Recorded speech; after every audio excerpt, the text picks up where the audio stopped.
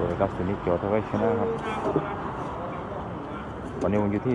ร้านยำร้านแปดแซ่บรวมผัวนะฮะในบรรยากาศการตั้งร้านก่อนจะขายนะฮะบ่ายโมงกว่านะฮะร้านนี้ขายตรงเวลานะบ่าย2 โมงของทุกวันนะเป็นต้นไปนะจนกว่าจะถึงเวลาประมาณสัก2 ทุ่ม3 ทุ่มประมาณนี้หรือว่าของหมดเร็วก็เลิกนะเขาจะเอาของมาจำนวนจำกัดที่เขาคิดว่าขายหมดนะฮะนะครับเป็นการจัดวางของที่สวยงามร้านนี้เป็นร้านหนึ่งที่ผมไปถ่ายมาแล้วก็หลายๆร้านแล้วก็ร้านนี้เป็นร้านที่ว่าจัดร้านได้เป็นระเบียบเรียบร้อยนะครับแล้วก็รายการของพวกอาหารทะเลเนี่ยจะอยู่ในตำแหน่งเดิมนะไม่เข้าเปลี่ยนนะก็คือจัดวางได้ตำแหน่งที่เคยจัดทุกวันนะฮะวันนี้มีอะไรบ้างครับมีหอยนางรมตัวใหญ่เหมือนเดิมครับนี่ครับใหญ่มาก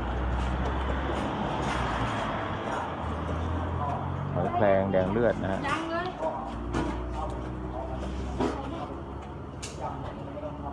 ปูม้าสดมีทั้งปูตัวผู้ปูตัวเมียนะฮะจัดวางสวยงามนะอันนี้เป็นตัวผู้นะฮะอันนี้เป็นตัวเมียนะฮะสีน้ำตาล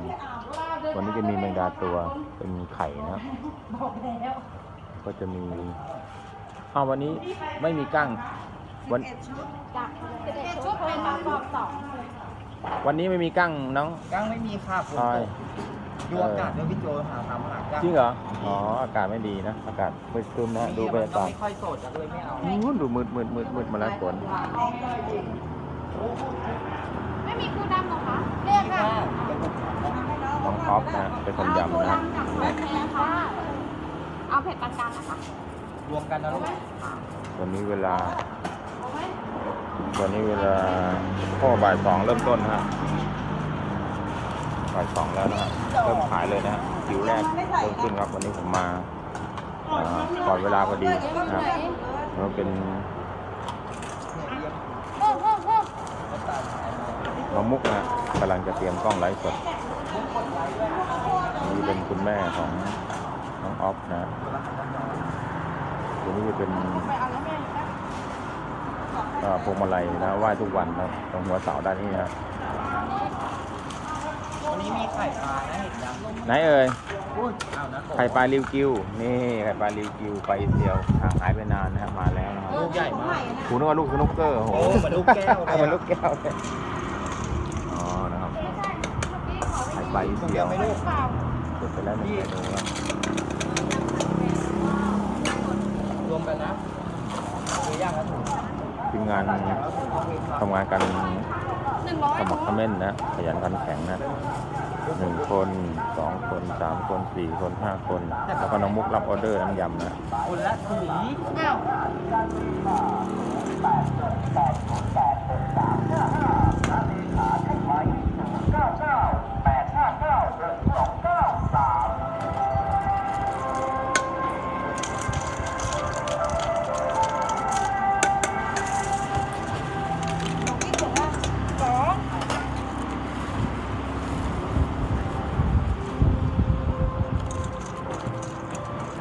น้ำหยดนี้เราไม่ต้องใส่อะไรรองใช่ไหมใส่เดี๋ยวใส่ยาง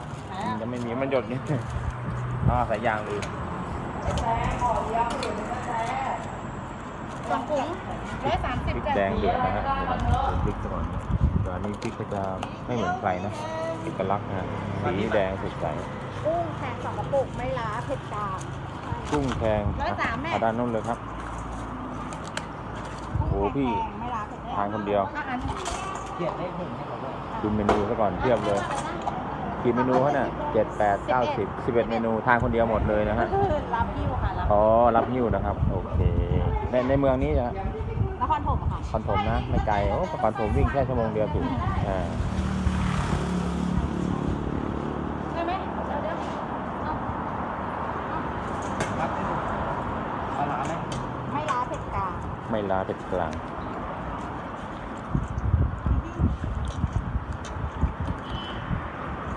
แล้วก็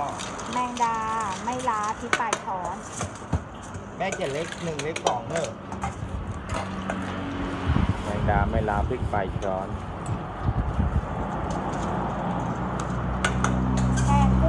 ล้าข้าวโพดอย่างเดียวนี่ไปกลุ่มกันใช่ไหมเนี่ยคะ แกงกุ้งลงล้า ค่ะ ข้าวโพด ข้าวโพดอย่างเดียว น้าของข้าวโพดคนเดียวชุดหนึ่ง 2.33ไม่หลานเนาะ แกงกุ้งลงล้า ล้า ข้าวโพดอย่าง ทั้งหม เดี ด ยว 11แต่ข้าวโพดอย่างเดียวว่า3ไม่ใช่เหรอใช่ใช่ข้าวโพดอย่างเดียว3ข้าวโพดอย่างเดียว3ถุง นี่ นั่นไปที่นั่นเลยไหมอันนี้เบอร์3อ่ะเนาะ ค่ะ ใช่ป่ะ ทำผลไม้ แพงกุ้งล้าพริกไปพริกนิดเดียวพริกนิดเดียวเลยแพงกุ้งล้าพริกนิดเดียวไปแล้วเข้าเลย ไม่เป็นไรครับเราไม่กลัวเขาเราอยู่ใต้นี่ฮะ เรามีร้านของเราเองแล้วครับเราไม่กลัวฝนแล้ว กลัวอะไรลมจะสาดเปลี่ยน อ๋อกลัวสาดอย่างเดียว อยากทำป้ายไฟแล้ว ทำป้ายไฟอ๋อเห็นจะทำนานแล้วไม่ได้ทำสักที เขามาเอาเงินไปแล้ว โอเค แล้วก็ม้าล้าพริกนิดเดียวเหมือนกันม้าล้าพริกนิดเดียว ตัวแทนที่ว่าเป็นบัตรสมาชิกของพี่ด้วยใช่ไหม ใช่ อ๋อชื่อพี่อะไรครับ เป็นพักค่ะ เป็นภาคนักนครปฐมโซนเดียวจังหวัดเดียวน ครปฐมกับแพงแสน กำแพงแสนนะฮะติดต่อได้นะครับตัวแทนนะฮะนิวยำนะ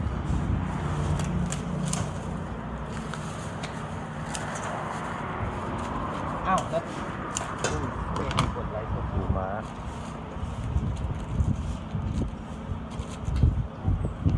เบอร์5ใช่ป่ะเบอร์5ใช่ไหมม้าเนาะ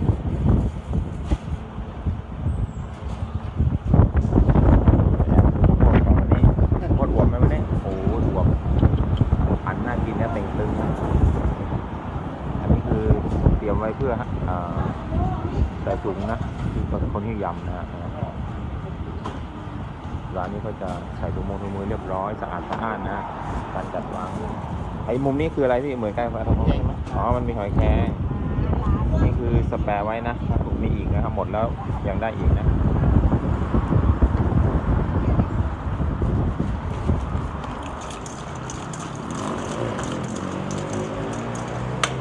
แพงล้าพริกปลายช้อน แสดงว่าเป็นพวกผู้หญิงกินนะพริกไปช้อนนะ พริกปลายช้อน สาวๆไม่ชอบกินเผ็ดนะ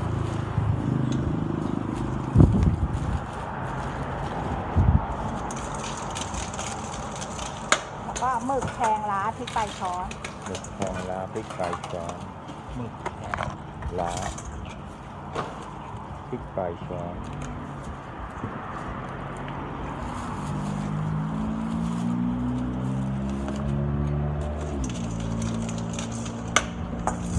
กุ้งล้าเผ็ดกลางเพิ่มปลากรอบ ยังไม่ถึงนาทีแล้วแต่ละเมนูนะครับแป๊บเดียวได้ แม่เอาประกอบต่อไปนะถึงว่าถึงไม่เจอกับถึง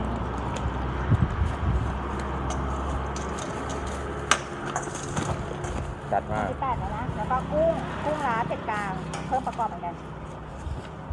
กุ้งล้าเผ็ดกลางเพิ่มประกอบ เอาประกอบใส่ไปให้แกมใช่ค่ะนั่นประกอบใส่ แล้วก็ แล้วก็กุ้งไม่ล้าเผ็ดน้อย กุ้งไม่ล้าเผ็ดน้อย แป๊บ อยากเอากุ้งมาเป็นนะ แม่เอาประกอบใส่ประกอบใส่ถุงได้แล้ว อากาศมันครึ้มครับข้างนอกครับ อากาศมืด แล้วก็อันแล้วอัน เปิดแต่เป็นหมดแล้วเนี่ยของเก่าไม่หมด ๆ อ่ะ แล้วก็อันนี้ปีกปูจืดไม่ล้าพริกปลาช้อน ดูจืดไม่ล้าพริกไปช้อน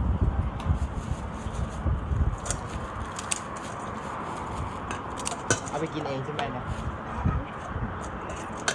เอาไปใส่เส้นไอ้นั่นอีกทีนึง เฮ้ย เส้นมะละกอใส่ส้มตำ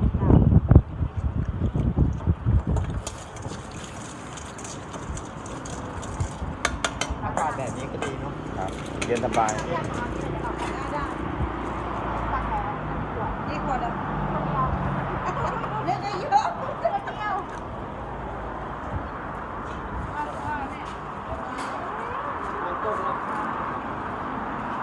อันนี้เป็นราคาอัปเดตล่าสุดนะ เฮ้ยน้ำยำกินแล้วจะแบบ ยำมะม่วงปลาหมึก100ยำมะม่วงปูจืด70ยำมะม่วงหอยแครงนางรม70ยำมะม่วงกุ้งสด60หอยแครง70 แล้วไปยังไงอะ ยำมะม่วงกั้งแก้ว70ยำมะม่วงไข่แมงดา150 สายเหนืออย่าลืมฮัก ยำมะม่วงปูม้า150 ฝนตกมาแล้วค่ะ มืดตืดเลยค่ะ น้ำยำก็มีขายเหมือนเดิมนะฮะ35 บาทนะฮะน้ำยำนี่มาแล้วพอดีเลย อันนี้สูตรปลาร้าเอ่ย อันนี้ ปลาร้าฝาทองนะที่ฝาขาวคือไม่ล้า พี่โจกินขนมหวานยัง ไม่หวานอะไรอ่ะ ทำไร ไม่เป็นไรไม่เป็นไรยังก่อนครับ ข้าวไหม อันนี้เป็นน้ำปลาร้านะฮะ ครับ น้ำปลาร้าคือสีออกดำๆนะ แล้วก็เนี่ยครับเขาจะมีขายที่ในเพจนะ เข้าไปติดต่อน้องมุกได้นะ ติดต่อน้องมุกได้เลยครับ มีขายนะสำหรับยำก็ตัวแทนนะตัวแทนที่ตรงนี้นะฮะก็อัปเดตตอนตั้งร้านแล้วก็ทำให้กับคนที่ยำนะ วันนี้ฝนตกนะวันนี้นะครับคือรถตู้ก็เดี๋ยวจะมีการเริ่มขายนะขอบคุณที่ติดตามชมครับคุณตัวทวีชแนลยำร้านแปดแซ่บประตูหัวที่เพชรบุรีครับ เราถือว่าน้ำสกัดเนี่ยก็คือน้ำสกัด